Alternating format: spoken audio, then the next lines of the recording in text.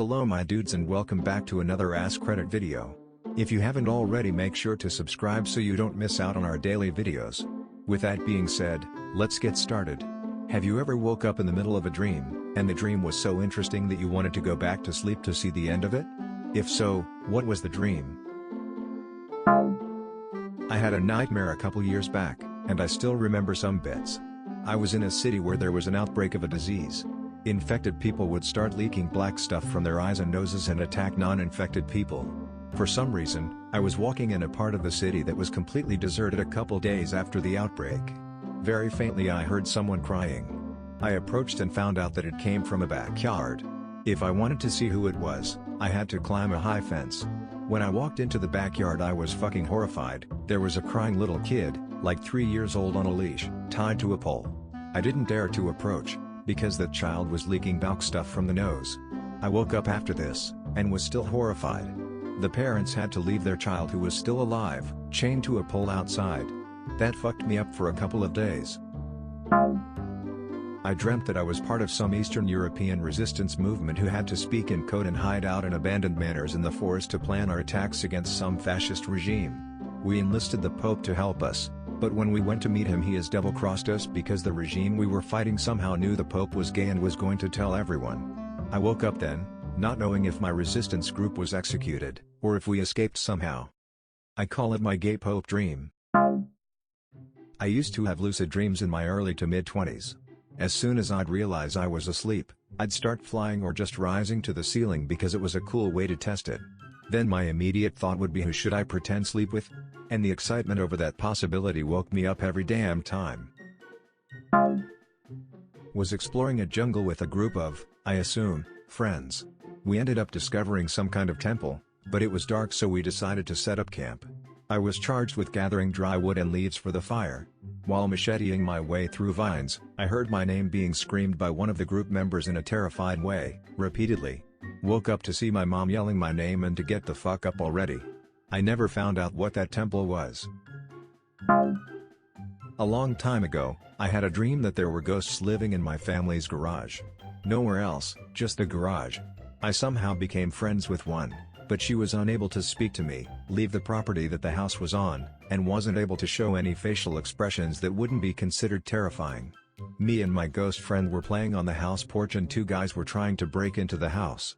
She tried to stop them by scaring the living heck out of them by making a terrifying face and screaming the most blood-curdling scream ever right in their faces. I wasn't able to see the face she made, but I somehow knew it was there, and all I could hear was the scream. The people trying to rob the house ran off, but instead of celebrating, I curled up and started crying because of how terrifying the scream was. I absolutely loved that ghost, and I forgot that her whole purpose was to scare people, but she did it to protect me and the house. I still cried though, and she tried to cheer me up the best way she could. Then I woke up. I knew that was a dream, but I didn't want to leave my ghost friend alone, knowing the last time she saw me was when she scared me to tears by accident. I tried to go back to sleep, and I did, and I somehow successfully re-entered the dream, only it was several years in the future. The garage still had a couple of ghosts in it, but not nearly as much, and the rest seemed to be oblivious to humans. I was going into the attic and found some pictures in there of me around the age I was friends with the ghost, and on a picture I saw a very faint image of her face standing next to me. I went down the attic and woke up. I didn't get to tell the ghost that I forgive her or anything, and I still feel some sort of emotional attachment to her. It was probably the best nightmare I've ever had, and one of the dreams I've wanted to go back to the most, just so I can tell her that there are no hard feelings. I once dreamt that all of my family and closest friends were on the world's largest cruise ship. Along the way, we somehow were exposed to radioactive waste that gave us all superpowers or other mutations. I remember so vividly being able to use my mind to move objects with ease, and I threw donuts at my brother, whose skin had turned as hard as stone. This one girl on the cruise that we all universally hated, for reasons I can't remember, received a really random and useless mutation. She grew a really fat lizard tail, like a leopard gecko who has eaten a lot lol. She was crying about how ugly she was now and all we could do was laugh. Then I woke up. Oh boy, here we fucking go. I had this dream which I still remember vividly, even if I was 9 to 10 at the time. So, I was walking down the street and met my primary school teacher, a cute old lady with the driest humor ever. We talked for a bit and she invited me over to talk and drink some tea. I enter her house, she makes the tea and we sit in this area with 3 walls made out of bookcases. In between, there were these 2 somewhat fancy chairs and a round low coffee table.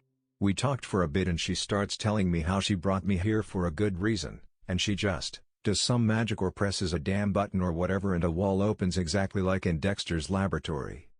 She invites me in, and I see all these people, doing a variety of stuff, people being tied to metal hospital tables, in tubes, whatever. Everything had this technology kind of blue and I walked through this huge mall-like revolving door.